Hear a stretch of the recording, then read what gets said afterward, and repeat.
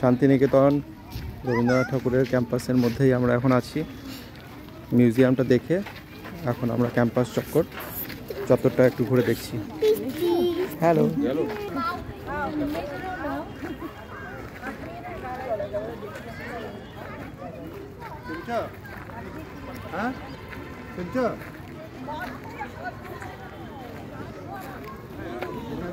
লাল পাহাড়ের দেশে যা, রাঙা মাটির দেশে যা, এখানে তোকে মানাইছে না রে, একেবারে মানাইছে না রে। লাল পাহাড়ের দেশে যা, রাঙা মাটির দেশে যা, এথাই তোকে মানাইছে না রে, একেবারে মানাইছে না রে।